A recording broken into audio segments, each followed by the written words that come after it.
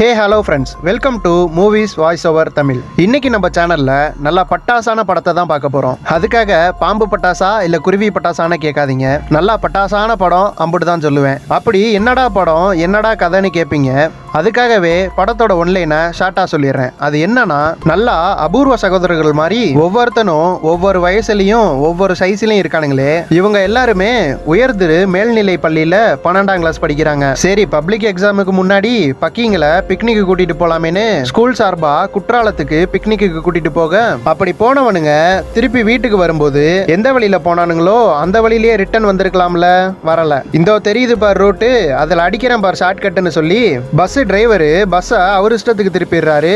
அப்படி இவங்க ஷார்ட் கட்னு நினைச்சு போன அந்த ரூட்ல ரெண்டு பெரிய சம்பவம் அந்த பசங்களுக்கு நடந்துருது பாவம். அப்படி அது என்ன சம்பவம், அந்த சம்பவத்துல இருந்து தப்பிச்சு அந்த பசங்க எல்லாம் வீட்டுக்கு போனாங்களா இல்ல வீட்டுல இருக்கவங்க எல்லாம் அந்த பசங்களை தேடி காட்டுக்குள்ள வந்தாங்களான்ற கதையை பாப்போம் வாங்க. நம்மளும் அந்த காட்டுக்குள்ள போவோம் வாங்க. இந்த படத்துக்கு டைரக்டர் வச்ச பேரு ஷார்ட் கட். ஆனா இந்த படத்துக்கு நம்ம வச்ச பேரு காட்டுக்கு நடுவுல ஷார்ட் கட்டு, குறுக்க எவனாவது வந்தா அவன் வாயிலேயே விட்டு. இப்ப படத்தோட ஃபர்ஸ்ட் சீன்லயே நல்லா சிவப்பு கலர்ல தபால் பெட்டி மாதிரி இருக்கிற இந்த ஸ்கூல் பஸ்ஸை தான் காட்டுறாங்க. அந்த பஸ்ஸுக்குள்ள செவனேன்னு உட்காந்துருக்க நம்ம ஹீரோவையும் காட்டுறாங்க. நல்லா பங்குனி வெயில்ல குல்லா போட்டு நல்லா கொல கொலன்னு உட்காந்துருக்கானே, இவன் தான் நம்ம படத்தோட ஹீரோ. இப்ப இவன் கூடவே பயணம் பண்ற கிளாஸ்மேட்ஸ் எல்லாம் யார் யாருன்னு காட்டுறாங்க. இதோ குனிஞ்சத்தலை நிமிராம ஓடுற பஸ்ல எதை பார்த்து வரைகிறோம்னே தெரியாம வரைஞ்சுக்கிட்டு உட்காந்துருக்கே, இதான் நம்ம படத்தோட ஹீரோயினி. அடுத்து இந்த குரங்குக்குள்ளா போட்ட குண்டு பையனை தான் காட்டுறாங்க.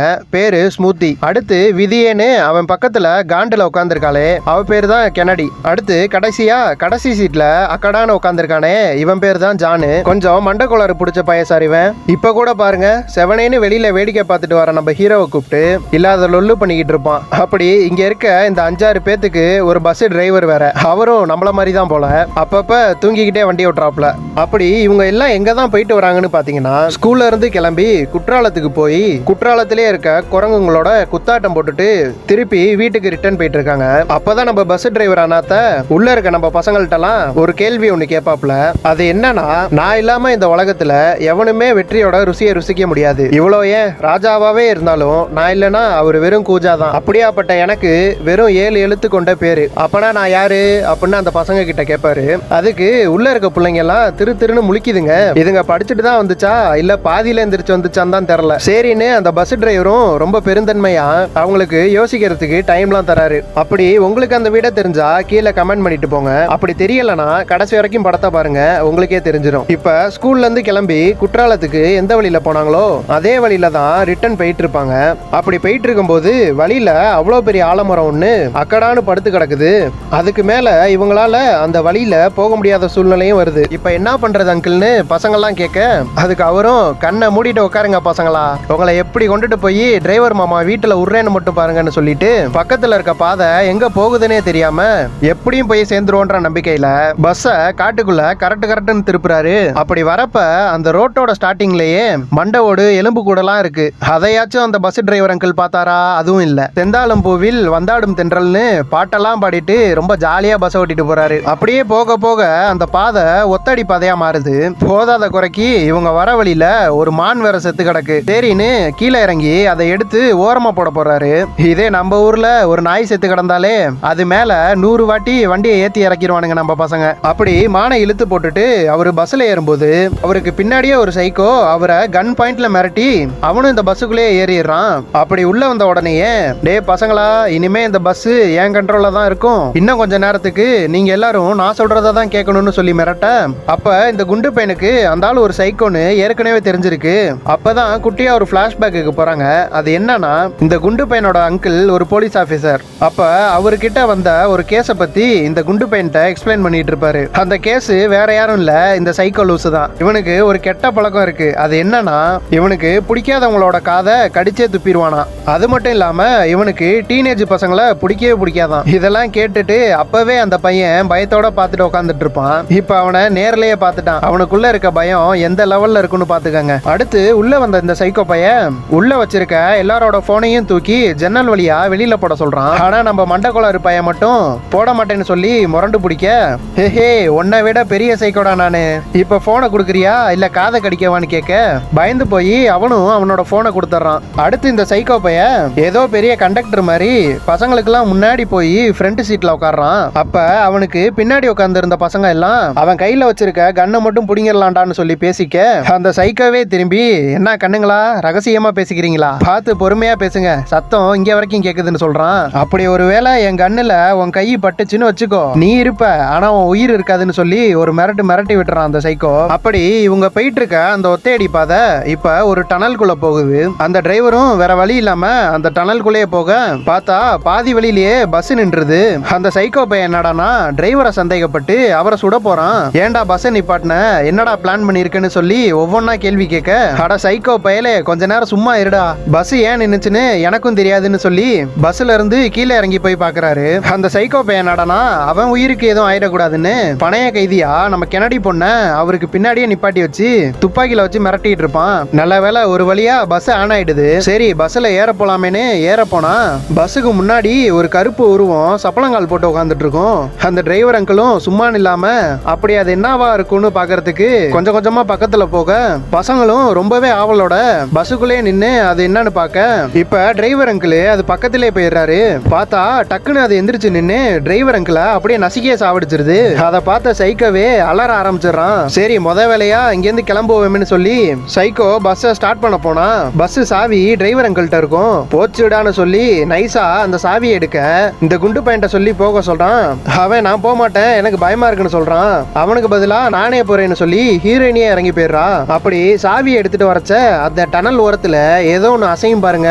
அப்பதான் அந்த உருவத்தை முழுசா பாக்குறா. ஐயோ ஆளை விடுறா சாமின்னு சொல்லி வேக வேகமா ஓடி வந்து பஸ்ஸுக்குள்ளே ஏறி உட்காந்துடுறா. அப்ப பசங்களும் அது எப்படி இருந்துச்சுன்னு சொல்லி மாத்தி மாத்தி கேட்க, நல்லா பெரிய சைஸ் டெங்கு கொசு மாதிரி இருந்துச்சுடான்னு அவ சொல்ல, இப்ப அடுத்து அந்த பேய் இவங்க பஸ் மேலேயே ஓட ஆரம்பிச்சிருது. அந்த சைக்கோ பையன் என்னடானா பஸ்ஸை விட்டு வெளியில போய் அந்த பேயவே மிரட்டிட்டு இருப்பான் பாருங்க. அடுத்த செகண்ட் அவனை அந்த பஸ் கண்ணாடியிலே வச்சு ரத்தம் ஊத்த ஊத்த நசுக்கிய சாவடிச்சிருது. அதை பார்த்த மண்டை கொலை இருக்கே, ஐயோ மச்சான் முடியலடா எலும்புச்ச ஜூஸ் இருந்தா கொடுங்கடான்னு கேட்க, அதை பார்த்த மண்டை கொலை இருக்கே, ஐயோ மச்சான் முடியலடா யாராச்சும் எலும்புச்ச ஜூஸ் வச்சிருந்தா கொடுங்கடான்னு சொல்லி கேட்டுக்கிட்டு இருப்பான். அடுத்து அவனை சமாதானப்படுத்துற கேப்ல அந்த பேய் இப்ப பஸ்ஸுக்குள்ளே வந்துருச்சு. ஐயோ ஓடுங்கடான்னு சொல்லி பஸ்ஸோட எமர்ஜென்சி கேட்டை திறக்க முடியல. அப்ப அப்படியே நம்ம ஹீரோயினி கையில வச்சிருந்த டார்ச்சை அந்த சைடு திருப்புவா பாருங்க. வெளிச்சத்தை பார்த்த அந்த பேய் திணற ஆரம்பிச்சிருது. அது மேல அப்படியே டார்ச் அடிச்சு அந்த பேயை திணற அடிச்சு பஸ்ல இருந்து கீழே இறங்கி ஓட ஆரம்பிச்சிடறானுங்க. அந்த டெங்கு கொசு என்னடானா இவங்க தப்பிச்சுட்டானுங்கன்ற காண்டுல அந்த பஸ்ஸுக்குள்ளேயே நின்று அவ்வளவு சத்தமா கத்துது. அப்படி அதுகிட்ட இருந்து தப்பிச்சு வெளியில போறதுக்கு வழி தெரியாம அந்த டனலுக்குள்ளேயே இன்னொரு டனல், அதுக்குள்ள இன்னொரு டனல்னு சொல்லி டனலுக்கு டனல் ஓடிட்டு இருப்பானுங்க. கடைசியா இந்த டனல் இருக்க மேப் ரூமுக்கே வந்துட்டானுங்க. அப்ப நம்ம ஹீரோவும் அந்த மேப்பை பார்த்து இந்த டனல்ல இருக்க லைட்ஸ் எல்லாம் ஆன் பண்ண மெயின் சுவிட்ச் இருக்கும் இல்லையா, அந்த இடம் எங்க இருக்குன்றத கண்டுபிடிச்சிடறான். சரின்னு ஹீரோவும் ஹீரோயினியும் மட்டும் அந்த மெயின் ரூமுக்கு போறாங்க. ஏன்னா அந்த டெங்கு கொசு அந்த லைட் வெளிச்சத்துக்கு மட்டும் தானே பயப்படுது. அதனாலதான் டனலுக்குள்ள இருக்க எல்லா லைட்ஸையும் ஆன் பண்ண போறாங்க. அது மட்டும் இல்லாம ஒருவேளை அந்த மெயின் ரூம்ல இவங்க வெளி உலகத்தோட கனெக்ட் பண்றதுக்கு வாக்கி டாக்கி மாதிரியான ஏதாவது கருவி இருக்கலாம் இல்லையா, அதனாலதான் இவங்க ரெண்டு பேரும் மட்டும் தனியா பிரிஞ்சு அந்த மெயின் ரூமுக்கு போறாங்க. அடுத்து இந்த கண்ணாடி பொண்ணு என்னடானா எனக்கு அர்ஜென்ட்டா சுச்சா வருதுடான்னு சொல்லி அவளும் தனியா பிரிஞ்சு போயிடுறா. அப்படி போனவளை 5 நிமிஷம் ஆகியும் ஆளைய காணோம். அவ்வளவுதான் அடுத்து அவளை தேடி நம்ம குண்டு பையனும் மண்டக்கோளாரும் போக ஆரம்பிச்சிடறானுங்க. அங்க போய் பார்த்தா அந்த டெங்கு கொசு அவளை படுக்க போட்டு அவ ரத்தத்தெல்லாம் குடிச்சுக்கிட்டு இருக்கும். அதை பார்த்த மண்டக்கோளாறு அவன் கையில வச்சிருந்த தீப்பந்தத்தை வச்சு அதை மிரட்ட அது அந்த தீப்பந்தத்தை ஒரே அடி அடுத்து மண்டக்கோளாரை பிடிச்சி கடிக்க ஆரம்பிச்சிருது. அப்ப கரெக்டா இந்த சைடு மெயின் ரூமுக்கு போன நம்ம ஹீரோவும் ஹீரோயினியும் லைட்ஸ் எல்லாம் ஆன் பண்ண துண்டா காணோம் துணியை காணோன்னு ஓட ஆரம்பிச்சிருது. எப்பா யாரு பத்த பிள்ளையோ லைட் சுவிட்சை போட்டு என்னை காப்பாத்தின மகாராசன் நல்லா இருக்கணும்னு சொல்லி அடுத்து இங்க இருக்க 3 பேரும் நம்ம ஹீரோவும் ஹீரோயினியும் இருக்கிற இடத்துக்கே போயிடுறாங்க. இப்ப இந்த 5 பேரும் இந்த மெயின் ரூமை சுத்தி சுத்தி பாக்குறாங்க. பார்த்தா ரொம்ப வருஷத்துக்கு முன்னாடி செத்து போனவங்களோட எலும்பு கூட ஒண்ணு இருக்கு. அதை பார்த்த எல்லாருக்குமே கொமட்டிக்கிட்டு வருது. அடுத்து அங்க இருக்க ஒரு டேபிள் மேல ஒரு டைரி ஒன்று இருக்கும். அதை எடுத்து பார்த்தா அந்த டைரியில ஒரு அண்ணன் தங்கச்சி போட்டோ ஒன்று இருக்கும். அடுத்து அந்த டைரியிலேயே அவங்க 2 பேத்துக்கும் என்னாச்சுன்ற கதையும் இருக்கும். அது என்னன்னா 1922 வருஷத்துல சின்ன பிள்ளையா இருக்க இந்த அண்ணனும் தங்கச்சியும் காட்டுக்குள்ள கல்லாங்கா அடிக்கலாம்னு சொல்லி வர, அப்ப அந்த தங்கச்சி பொண்ணு பக்கத்துல இருக்க டனலை பார்த்துட்டு அதுக்குள்ளேயே போயிடுறா. பார்த்தா இந்த டெங்கு கொசு அந்த காலகட்டத்திலேயே உயிரோட தான் இருந்திருக்கும் போல.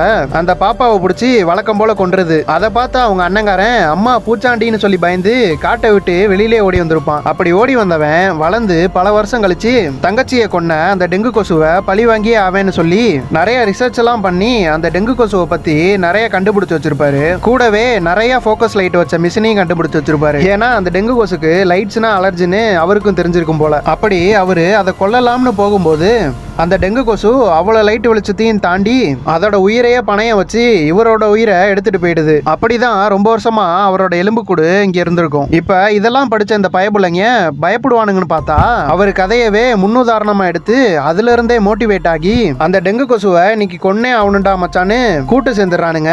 இப்ப அந்த மனுஷன் என்ன பிளான் போட்டு வச்சாரோ அதை எல்லாத்தையும் படிச்சு பார்த்து அவரோட ஆத்மா சாந்தி அடையணுன்றதுக்காக இந்த டெங்கு கொசுவை சட்னி ஆக்க போறானுங்க நம்ம பசங்க. அதுக்கு முன்னாடி அவரு ரொம்ப வருஷத்துக்கு முன்னாடி செஞ்ச அந்த லைட் மிஷின் ஒர்க் ஆகுதான்னு பார்க்க அதெல்லாம் நல்லா பர்ஃபெக்டாவே ஒர்க் ஆகுது. இப்ப அவர் பேசி வச்ச டேப் ரெக்கார்டை ஆன் பண்ணி வச்சு அதுக்கு மேலேயே அவரோட ரத்தக்கரை படைஞ்ச துணியை வச்சு ஒவ்வொரு பசங்களும் ஒவ்வொரு இடத்துல போய் ஒளிஞ்சுக்க அந்த டெங்கு கொசு அந்த ரத்த வாட துணியை மோப்பம் முடிச்சுக்கிட்டு அடுத்த 5 நிமிஷத்துல அங்கேயே வந்துருச்சு. இதுதான் சரியான சமயம் அந்த லைட் மிஷின் ஆன் பண்ண. அந்த சுவிட்ச் நம்ம மண்டகோளார் பயல்கிட்ட தான் இருக்கும். சரி ஆன் பண்ணலாமேன்னு ஆன் பண்ணா அந்த லைட் மிஷின் ஆன் ஆக மாட்டேங்குது. ஐயோ அந்த டேப் ரெக்கார்டு பக்கத்துல தான் நம்ம மண்டகோளார் பைய உட்காந்துட்டு இருப்பான். அடுத்து அவனை மோப்பம் முடிச்சு அவன் பக்கத்துல வர நல்ல வேலை பின்னாடியில இருந்து கென்னடி பொண்ணு கையை தட்டி அங்க கூப்பிட்டுக்கிறா. அதை கூப்பிட்டு புட்டு நம்ம ஹீரோயினி பக்கத்துல போய் உட்காந்துக்குவா. அதை கூப்பிட்டுட்டு என் பக்கத்துல வந்து ஏண்டி உட்காந்துன்னு அவத்திட்ட. இப்ப இவங்க 2 பேத்தையுமே அது மோப்பம் முடிச்சு இவங்களை கடிக்க வரும் பாருங்க. கரெக்டா அந்த லைட் மிஷின் ஆன் ஆயிடுது. அது மேல வெளிச்சம் பட்ட உடனே அந்த டெங்கு கொசு அப்படி இப்படி தள்ளாட அவ்வளவுதான் குண்டு பைய நேரா போய் அது மேலேயே ஒரு இடி இடிக்க ஆரம்பிச்சிடறான். அடுத்து 3 பசங்களும் சேர்ந்து அதை புடிச்சுக்கிட்டு 2 பொண்ணுங்களையும் அங்கிருந்து தப்பிச்சு போக சொல்லி கத்த அவங்களும் அவங்களால முடிஞ்ச வேகத்துக்கு அந்த டனல்ல ஓட ஆரம்பிச்சிடுறாங்க. ஆனா பாவம் அந்த 3 பசங்களும் உள்ளே மாட்டிக்கிறானுங்க. அப்படி ஓடி பாபான்னு சொல்லிக்கிட்டு ஒரு வழியா அந்த டனலுக்கு வெளியிலே வந்துடுறாங்க. அப்ப அந்த டனலுக்குள்ள ஏதோ சத்தம் கேட்க என்னடான்னு திரும்பி பார்த்தா அந்த டெங்கு கொசு இவங்களுக்கு பின்னாடி தான் நிக்குது. அடுத்து இன்னொரு சவுண்டும் கேக்குது. அது என்னடான்னு பார்த்தா நம்ம பசங்க 3 பேரும் தீப்பந்தத்தை தூக்கிக்கிட்டு இன்னைக்கு செத்தாடா மாவனேன்னு சொல்லி கொலை வெறியோட கத்திக்கிட்டே ஓடி வருவானுங்க. அவ்வளவுதான். இப்ப இந்த சைடு போனா வெளிச்சத்தால சாவு, அந்த சைடு போனா பசங்க கையால சாவு. அதால ஒண்ணுமே பண்ண முடியாம டெங்கு கொசு லாக்காக அவ்வளவுதான் ஓடி வந்தவனுங்க அது மேலேயே தீய வைக்க தீப்பிடிக்கன்னு சுத்தி கடைசியா அந்த டெங்கு கொசு செத்தே போயிடுது. அப்ப படத்தோட ஸ்டார்டிங்ல அந்த டிரைவர் அங்கிள் ஒரு விடுகதை கேட்டிருப்பாரு இல்லையா, அந்த 7 எழுத்து என்னன்னு. அது வேற எதுவும் இல்ல, கரேஜ் தான். அது கரேஜ்னா வேற எதுவும் இல்லைங்க, தமிழ்ல தைரியம்னு சொல்லுவாங்க. நம்ம ஒரு விஷயத்த செய்யறதுக்கு முன்னாடியும் இல்ல அதை செய்யும் போதும் இந்த தைரியம் மட்டும் நம்ம மனசுல கொஞ்சோண்டு ஏதோ ஒரு மூலையில இருந்தா போதும், யாரு வேணாலும் எதை வேணாலும் அச்சீவ் பண்ணலாம்னு சொல்லி இதோட இந்த படத்தை முடிக்கிறேன். இதே மாதிரி பல படங்களை பார்க்க நம்ம சேனலை சப்ஸ்கிரைப் பண்ணி வச்சுக்கோங்க. இந்த வீடியோ உங்களுக்கு பிடிச்சிருந்தா கீழே ஒரு லைக் போட்டுட்டு போங்க. இந்த வீடியோல எதுவும் நிறைய குறை எதுவும் இருந்துச்சுன்னா கீழே கமெண்ட் பண்ணிட்டு போங்க. நீங்க பார்த்து என்ஜாய் பண்ண மாதிரியே உங்க ஃப்ரெண்ட்ஸ் அண்ட் ஃபேமிலி பார்த்து என்ஜாய் பண்ணணும்னு நினைச்சீங்கன்னா அவங்களுக்கும் இந்த வீடியோவை ஷேர் பண்ணி விட்டுட்டு போங்க. தேங்க்யூ.